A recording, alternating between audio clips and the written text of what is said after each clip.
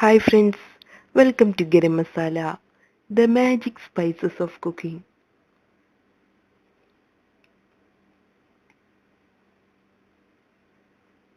Beef cutlet.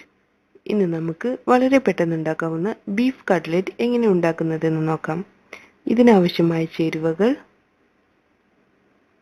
Beef 250 gram, potato ഒരു medium size, സവാള ഒരെണ്ണം വലുത് ചോപ്പ് ചെയ്തെടുത്തത്, ഇഞ്ചി 1 ടേബിൾ സ്പൂൺ ചോപ്പ് ചെയ്തെടുത്തത്, വെളുത്തുള്ളി 1 ടേബിൾ സ്പൂൺ ചോപ്പ് ചെയ്തെടുത്തത്, ഗ്രീൻ ചില്ലി 2-3 എണ്ണം, കറിവേപ്പില, ഗരം മസാല 1/2 ടീസ്പൂൺ, മഞ്ഞൾപ്പൊടി 1/4 ടീസ്പൂൺ, മുളക് പൊടി 1/2 ടീസ്പൂൺ, കുരുമുളക് പൊടി 1/2 ടീസ്പൂൺ, എണ്ണ, ഉപ്പ്, മുട്ട ഒരെണ്ണം, ബ്രെഡ് ക്രംസ് 1 കപ്പ്. നമുക്ക് ബീഫ് വേവിച്ചെടുക്കണം.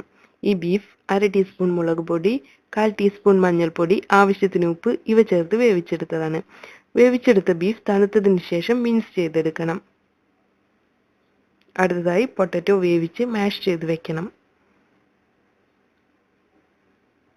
ഇനി ബീഫ് മസാല തയ്യാറാക്കാം. നമ്മുടെ പാൻ ചൂടായി വന്നിട്ടുണ്ട്. ഇതിലോട്ട് 1 ടേബിൾ സ്പൂൺ എണ്ണ ഒഴിക്കണം. ഇനി ഇതിലോട്ട് ചോപ്പ് ചെയ്ത് വെച്ച സവാളയും ആവശ്യത്തിന് ഉപ്പും ചേർത്ത് നമുക്കൊന്ന് വഴറ്റിയെടുക്കാം.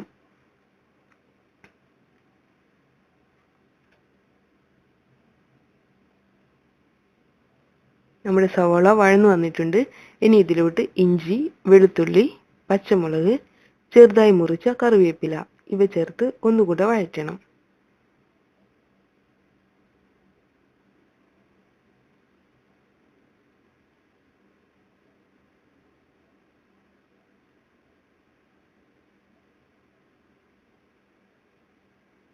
ഇപ്പോൾ നമ്മുടെ ഒനിയൻ മിക്സ്ചർ റെഡി ആയിട്ടുണ്ട്.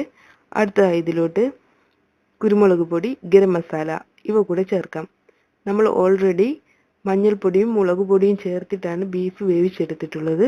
അതുകൊണ്ട് ഇവിടെ ഗരം മസാലയും കുരുമുളക് പൊടിയും ചേർത്താൽ മതിയാവും. ഇനി ഇതിലോട്ട് നമ്മൾ നേരത്തെ മിൻസ് ചെയ്ത് വെച്ചിട്ടുള്ള ബീഫ് ചേർക്കാം.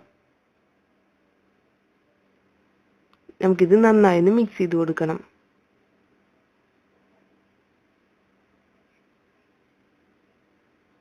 അടുത്തതായി ഇതിലോട്ട് നമ്മൾ നേരത്തെ മാഷ് ചെയ്ത് വെച്ചിട്ടുള്ള പൊട്ടറ്റോ ചേർക്കണം.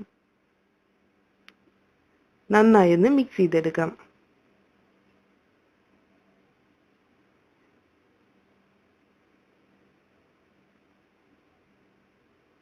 ഇപ്പോൾ നമ്മുടെ ബീഫ് മസാല റെഡി ആയിട്ടുണ്ട്. നമുക്കിനി ഫ്ലെയിം ഓഫ് ചെയ്യാം.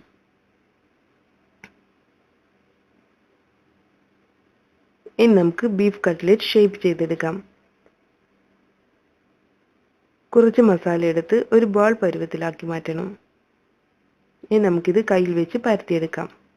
ഇതുപോലെ പരത്തിയെടുക്കുകയോ അല്ലെങ്കിൽ കട്ട്ലറ്റ് മോൾഡ് ഉപയോഗിക്കുകയോ ചെയ്യാം. ഇതുപോലെ നമുക്ക് എല്ലാ കട്ട്ലറ്റുകളും തയ്യാറാക്കാം.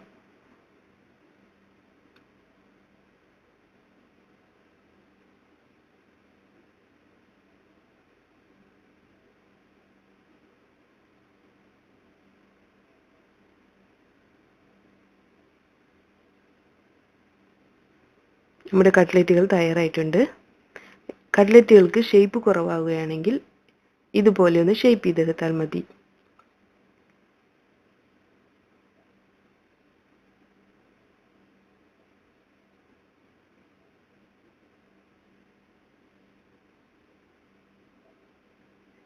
ഇനി നമുക്ക് ഒരു മുട്ട ബീറ്റ് ചെയ്തെടുക്കാം.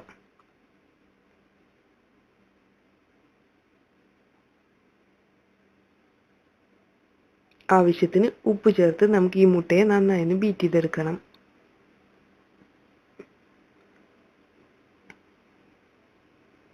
ഒരു പ്ലേറ്റിലോട്ട് ബ്രെഡ് ക്രംസ് സ്പ്രെഡ് ചെയ്യണം.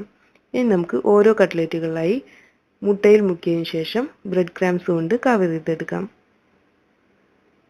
ഒരു കൈ ഉപയോഗിച്ച് മുട്ടയിൽ ഡിപ്പ് ചെയ്യുകയും അടുത്ത കൈ ഉപയോഗിച്ച് ബ്രെഡ് ക്രംബിൽ റോൾ ചെയ്യുകയാണ് വേണ്ടത്. അല്ലെങ്കിൽ ക്രംസ് പെട്ടെന്ന് കുതിർന്നു പോകും. ഇതുപോലെ എല്ലാ കട്ട്ലറ്റുകളും തയ്യാറാക്കണം. ഇപ്പോൾ നമ്മുടെ കട്ട്ലറ്റ് ഫ്രൈ ചെയ്യാൻ റെഡി ആയിട്ടുണ്ട്. അടുത്തതായി നമുക്ക് ഫ്രൈ ചെയ്യാൻ വേണ്ട എണ്ണ ചൂടാക്കാം. പാനിലോട്ട് ആവശ്യത്തിന് എണ്ണ ഒഴിക്കണം.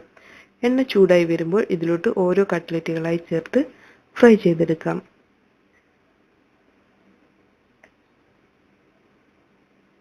നമുക്കിതൊന്ന് തിരിച്ചിട്ട് കൊടുക്കാം.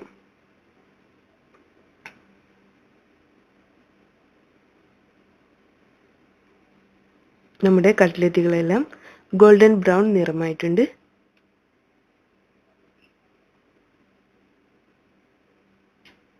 ഇനി നമുക്കിത് എണ്ണയിൽ നിന്നും കോരിയെടുക്കാം.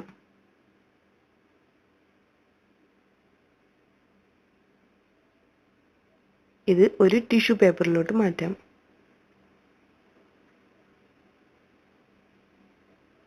നമ്മുടെ tasty and yummy beef cutlet ready ആയിട്ടുണ്ട്. നമുക്കിത് ടൊമാറ്റോ സോസിൻ്റെ കൂടെ സെർവ് ചെയ്യാം. Thank you.